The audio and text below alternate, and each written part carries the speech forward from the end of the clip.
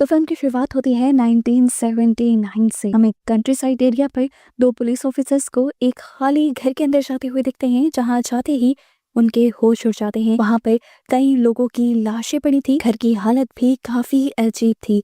यहीं पर एक पुलिस ऑफिसर को बेसमेंट की तरफ जाने का एक रास्ता भी दिखाई देता है, इसीलिए वो दूसरे ऑफिसर को भी बुला लेता है। और जब ये लोग नीचे बेसमेंट में जाते हैं तो शॉक रह जाते हैं। इन्होंने ऐसा वहां क्या देखा था ये तो नहीं दिखाया जाता, पर सीन यहीं से कट होकर हमें 2 दिन पहले का सीन दिखाया जाता है। हम मैक्सिन नाम की एक मॉडल को देखते हैं जो कि सुपरस्टार बनना चाहती है।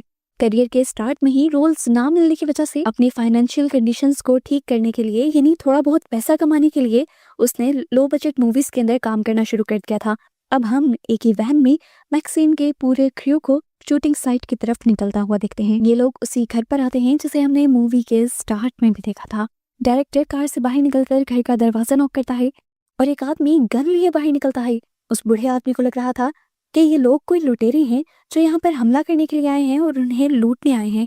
पर डायरेक्टर उसे याद दिलवाता है कि उसी ओल्ड मैन ने कुछ प्रॉपर्टी रेंट पर दी थी इन लोगों को मूवी शूट करने के लिए। तब जाकर उस बूढ़े आदमी को समझ आता है और वो बताता है कि मैंने ये वाला घर रेंट पे नहीं दिया, चलो मेरे साथ, मैं दिखाता हूँ, मैंने आगे वाला कैबिन रेंट पर दिया है। ये लोग गाड़ी से अपना सामान निकालने लग जाते हैं और तभी मैक्सिन ऊपर विंडो में खड़ी हुई एक औरत को नोटिस करते हैं जो अजीब नजरों से मैक्सिन को घूर रही थी। फिर वो अपना ध्यान हटाते हैं और सब लोगों के साथ सामान लेके आगे की तरफ कैबिन में बढ़ जाती है।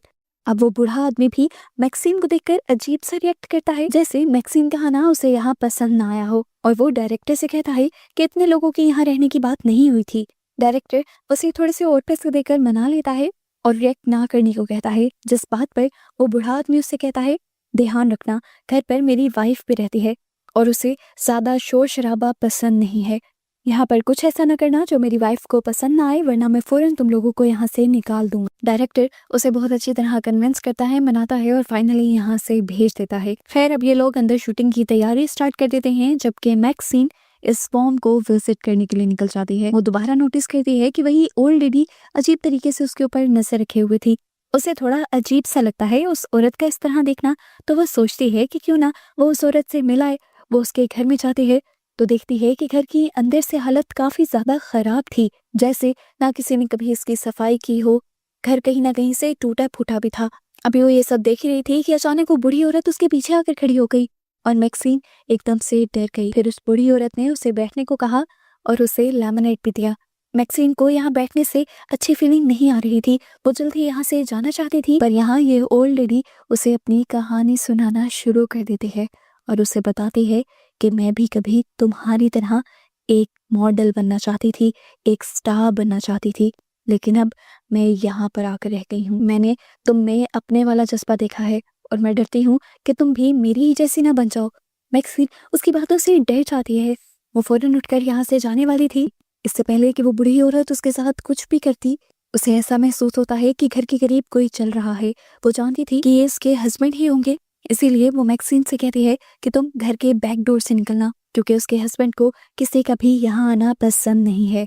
इधर शूटिंग की भी तैयारी मुकम्मल हो जाती है। ये लोग अब एक बार्न के अंदर शूटिंग करने लग जाते हैं और हमें दिखाया जाता है कि वो ओल्ड लेडी जो पहले भी मैक्सिन के ऊपर नजर रख रही थी और मैक्सिन की जगह पर अपने दिमाग में अपने आप को भी इमेजिन करने लगते हैं और उसे एक ही पल में वो सारे ख्वाब भी याद आ जाते हैं जो कभी उसने जवानी में देखे थे, एक बहुत बड़ी स्टार बनने के ख्वाब। अब क्योंकि जो लाइफ उसने चाही थी वो उसके सामने मैक्सिन जी रही थी, तो इस टाइम उसके चेहरे से मैक्सिन के लिए नफरत साफ झलक रही थी। शूटिंग वगैरह कर ये लोग अब कैबिन में रेस्ट करने के लिए बैठ जाते हैं और यहाँ लॉरेन, जो इस फील्ड की थी ही नहीं, वो यहाँ लोगों से बातें करते हुए अपनी चेंज सोच सबको बताती है और कहती है कि मुझे ये सब ठीक नहीं लगता। किस तरह एक्टर्स अपनी फैमिली होते हुए, अपने पार्टनर होते हुए सिर्फ शूटिंग के लिए किसी और के करीब आ जाते हैं। उसकी बात पर डायरेक्टर उसे जवाब देता है कि शूटिंग के दौरान दो लोगों का करीब आना या एक दूसरे को किस कर देना, इसमें बिल्कुल भी कोई फीलिंग नहीं होती। ये सिर्फ हमारी एक्टिंग का एक हिस्सा होता है, हमारा काम होता है। हमारी फीलिंग्स, हमारी अटैचमेंट्स हमारे पार्टनर के साथ ही होती हैं। हम कभी भी अपनी जॉब्स और अपनी पर्सनल लाइफ्स को मिक्स नहीं करते। डायरेक्टर का पॉइंट ऑफ व्यू लॉरेन को पसंद आता है और अब वो भी दिल में सोचती है कि काश उसे भी एक्टिंग में एक चांस मिल जाता, एक रोल मिल जाता, और डायरेक्टर यहीं पर बैठे बैठे उसे रोल ऑफर भी कर देता है। पर यहाँ उसका फियांसी आरजे इस चीज़ के लिए बिल्कुल भी एग्री नहीं कर रहा था। लेकिन डायरेक्टर आरजे को भी मना लेता है और ये लोग मूवी शूट करना शुरू कर देते हैं। आरजे उस टाइम तो कुछ नहीं कहता, लेकिन सबके सो जाने के बाद वो बहुत ज़्यादा रोता भी है और फिर अपने गुस्से को कम करने के लिए यहाँ से भाग जाने का भी सोचता है। अभी वो जाकर कार में बैठा ही था और उसने कार स्टार्ट ही की थी कि तभी वो ओल्ड लेडी उसकी कार के सामने आ गई। उसे लगा कि ओल्ड लेडी इस उम्र में दिमाग की खराब हालत की वजह से बाहर आ गई है। वो बाहर निकलता है उस ओल्ड लेडी की हेल्प करने के लिए और उसे कहता है कि आए मैं आपको अंदर छोड़ देता हूँ। लेकिन यहाँ ओल्ड लेडी उसके गले लग जाती है और जबरदस्ती उसके साथ अजीब हरकतें करती है। आरजे को ये सब बहुत ज्यादा अजीब लगता है और वो जैसे ही इस बूढ़ी औरत को अपने से दूर करने की कोशिश करता है तो वो बूढ़ी औरत अपना असल रंग दिखा देती है और उसकी गर्दन पर हमला कर देती है। आरजे मदद के लिए चिल्लाता भी है, लेकिन ये बूढ़ी औरत उसके ऊपर भारी पड़ जाती है और उसे नीचे गिराते हुए उसका गला दबाने लगती है। यहाँ आरजे कमजोर पड़ जाता है, अपने आप को बचा नहीं पाता और इस तरह इस बूढ़ी लेडी के हाथों उसकी मौत हो जाती है। जिसके बाद वो ओल्ड लेडी गाड़ी की चाबियां लेकर यहाँ से निकल जाती है। आधी रात में जब लोरेन की आंख खुलती है तो वो नोटिस करती है कि आरजे बेड पर नहीं था। वो उसे ढूंढने के लिए बाहर निकल जाती है और शोर शराबा सुनकर डायरेक्टर भी बाहर आ जाते हैं। लोरेन परेशानी में उसे बताती है कि आरजे कहीं चला गया है। डायरेक्टर उसे हौसला देते हैं और कहते हैं अरे यहीं कहीं होगा, उसने कहाँ जाना है। लेकिन लोरेन जब बताती है कि वो उसे हर जगह ढूंढ चुकी है तो अब परेशान होकर डायरेक्टर भी आरजे को ढूंढने लग जाते हैं। पूरे घर को चेक करने के बाद डायरेक्टर बाहर में जाता है आरजे को चेक करने के लिए, लेकिन इस टाइम वो नंगे पांव था। बाहर के एंट्रेंस पर हम एक लकड़ी से लगी हुई कील देखते हैं जिसे डायरेक्टर नहीं देख पाता और वो डायरेक्टर के पाँव के अंदर स्टैब हो जाती है। डायरेक्टर वहीं पर गिर जाता है। उसे अब अपने सामने बाहर की वॉल्स के अंदर थोड़े से सुराख दिखाई देते हैं। वो इस सुराख से बाहर किसी का शैडो दिखता है। इन्हीं सुराख से जब वो बाहर अच्छी तरह देखने की कोशिश करता है कि आखिर बाहर है कौन, तो अचानक से दो सलाखें उसकी आंखों के अंदर स्टैब हो जाती हैं और दर्द से वो वहीं मारा जाता है। पता चलता है कि ये भी उस ओल्ड लेडी ने ही किया था। ये सब उसका प्लान था कि जो भी बाहर में चेक करने के लिए आएगा वो उसे मार देगी, इसीलिए वो कील भी उसी ने रखी थी। पूरा ट्रैप ही उसने लगाया था। इधर हमें दिखाया जाता है लोरेन जो अभी भी आरजे को ढूंढ रही थी, वो ढूंढते हुए उस ओल्ड लेडी के घर के पास भी आ जाते हैं, जहाँ पर वो ओल्ड मैन भी उसे काफी घबराया हुआ दिखता है। लोरेन उसे बताती है कि मेरा फियांसी वहां से गायब है, तो यहाँ ओल्ड मैन भी उसे बताता है कि मेरी वाइफ भी गायब है और उसे ढूंढना ज्यादा जरूरी है क्योंकि उसकी दिमागी हालत ठीक नहीं है और वो कुछ भी कर देगी। लोरेन अब उस ओल्ड मैन की बात मान जाती है और अपने फियांसे से पहले इस ओल्ड मैन के साथ उसकी वाइफ को ढूंढने का फैसला करती है। ओल्ड मैन कहता है जाओ जरा नीचे बेसमेंट की तरफ देख कर आओ। जैसे ही लोरेन नीचे बेसमेंट के अंदर जाती है तो मौका पाते ही वो ओल्ड मैन पीछे से बेसमेंट का दरवाजा बंद कर देता है और यहाँ से हमें पता चल जाता है कि सिर्फ उसकी वाइफ ही नहीं, वो खुद भी एक साइकोपैथ है और अब वो लोरेन के साथ करना क्या चाहता है ये नहीं दिखाया जाता। लोरेन ने काफी देर इस दरवाजे को खोलने की कोशिश की, लेकिन जब वो इस दरवाजे को खोल नहीं पाई तो उसने बेसमेंट से निकलने के दूसरे रास्ते को तलाश करने की कोशिश की। इस टाइम उसके हाथ में जो टॉर्च थी, जैसे ही वो टॉर्च जलाती है तो सामने का मंजर देखकर एक मर्तबा बिल्कुल वैसे ही शॉक हो जाते हैं जैसे पुलिस वाले इसी बेसमेंट में देखकर शॉक हुए थे। तो वो जोर से चिल्ला देती है और उसकी चीख की आवाज से उसका एक और साथी जो साथ वाले कैबिन में सोया हुआ था वो भी उठ जाता है। लोरेन समझ गई थी कि ये कपल कोई आम कपल नहीं है, ये बहुत ही खतरनाक कपल है जिसे इंसानों को मारने में मजा आता है। अब वो लड़का जो लोरेन की आवाज से जागा था, वो जब बाहर आता है तो अपने सामने ओल्ड मैन को पाता है। वो उससे पूछता है क्या हुआ, सब ठीक तो है ना। ओल्ड मैन बताता है मेरी वाइफ नहीं मिल रही और उसे ढूंढना बहुत ज्यादा जरूरी है, उसकी दिमागी हालत ठीक नहीं, अगर उसने कुछ उल्टा सीधा कर लिया तो बहुत बड़ा नुकसान हो जाएगा मेरा। ये लड़का अब खुद ही ओल्ड मैन की मदद करने की ऑफर करता है। अपनी तरफ से तो वो अच्छा करने की कोशिश कर रहा था, पर वो नहीं जानता था कि वो अपने लिए एक बहुत बड़ा गड्ढा खोद रहा है, अपना मौत का रास्ता चुन रहा है। वो ओल्ड मैन अब उसे सुनसान लेक के किनारे पर ले जाता है, जहाँ जाकर पहले वो लड़का वहां पर डूबी हुई एक कार देखता है, लेकिन वो समझ नहीं पाता कि यहाँ पर हुआ क्या होगा। इससे पहले कि उसका दिमाग का कोई हिस्सा काम कर पाता, ओल्ड मैन पीछे से ही उसके ऊपर गन तान देता है और उसके कुछ भी रिएक्ट करने से पहले उससे गोली मारकर वहीं जान से मार देता है। सीन कट होकर दोबारा हमें लोरेन को दिखाया जाता है जो अभी बेसमेंट में थी और बहुत ज़्यादा डरी हुई थी। अपने आप को बचाने के लिए वो यहाँ से कोई चीज़ ढूँढती है और एक एक्स के मिलने पर वो उसी एक्स से बेसमेंट का दरवाज़ा तोड़ना शुरू कर देती है। दरवाजे पर बनने वाले सुराख से वो हाथ बाहर निकाल कर के दरवाज़ा खोलने ही वाली थी, लेकिन तभी ओल्ड मैन यहाँ पर आ गया और उसे मारने की धमकी देते हुए उसने कहा, वहीं बंद रहना वरना तुम्हारा अच्छा हशर नहीं होगा। लॉरेन उसकी धमकी से डर भी गई थी।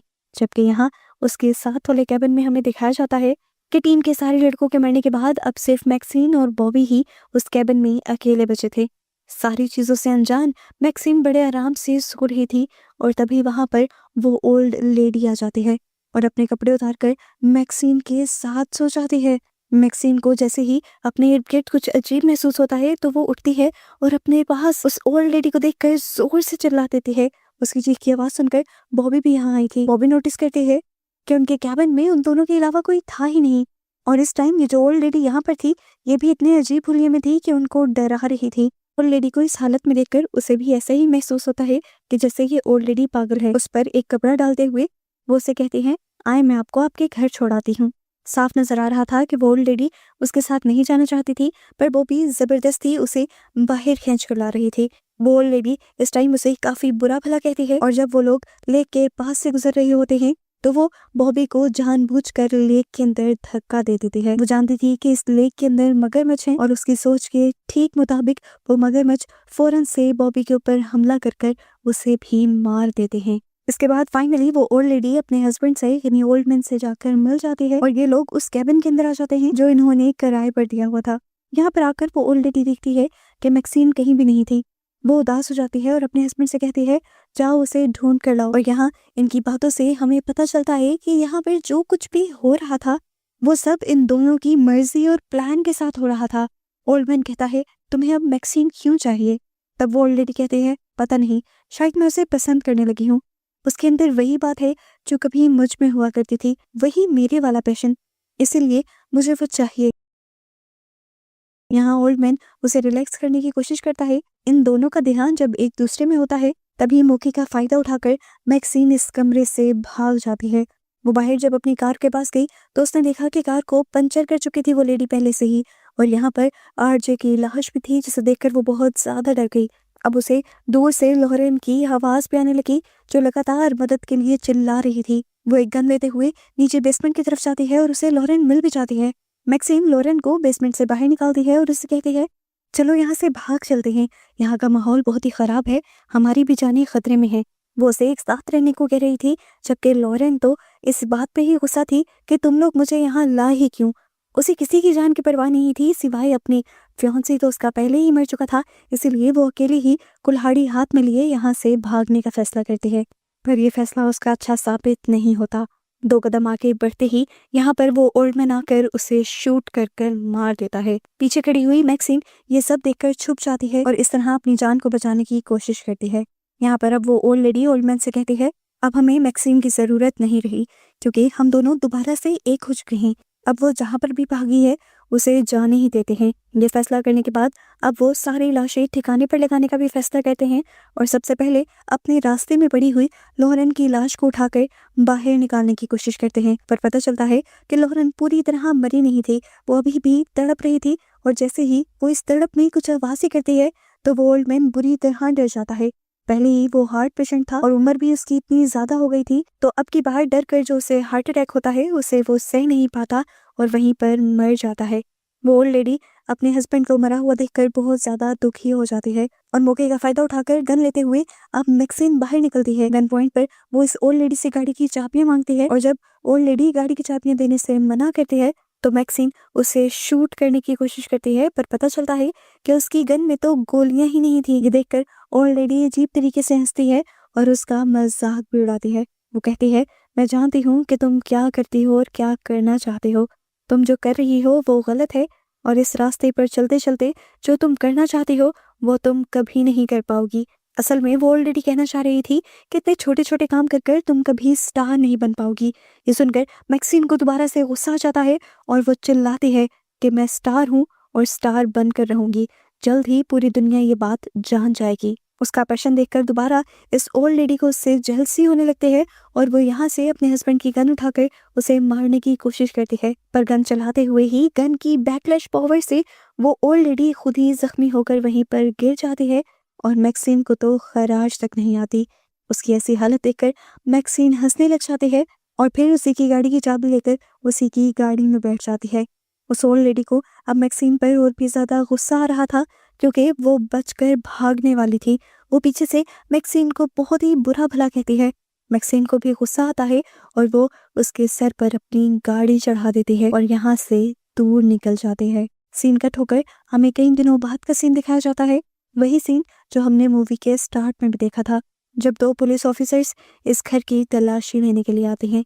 उन्हें यहाँ आते ही लाशें मिली थी और बेसमेंट में भी एक आदमी की लटकी हुई लाश दिखाई दी थी और इसी सब को देखकर वो ज्यादा हैरान हुए थे। वो जब इस घर से इन्वेस्टिगेशन कर बाहर निकलने वाले होते हैं तो नोटिस करते हैं कि यहाँ पर एक टीवी भी चल रहा था। टीवी में एक पास्टर अपनी बेटी के बारे में बता रहा था जो एक सिनर बन चुकी थी, गुनाह करने लगी थी और इसका जिम्मेदार वो खुद को या अपनी बेटी को ठहराने के बजाय इस सोसाइटी को ठहरा रहा था जो सिर्फ अपनी एंजॉयमेंट और एंटरटेनमेंट के लिए बुरे कामों को बुरा समझना छोड़ चुके थे। यहाँ पर वो अपनी बेटी की तस्वीर भी दिखाता है और पता चलता है कि उसकी बेटी कोई और नहीं बल्कि मैक्सिन ही थी। और इस तरह बस इसी सब को दिखाते हुए ये मूवी यहाँ खत्म हो जाती है।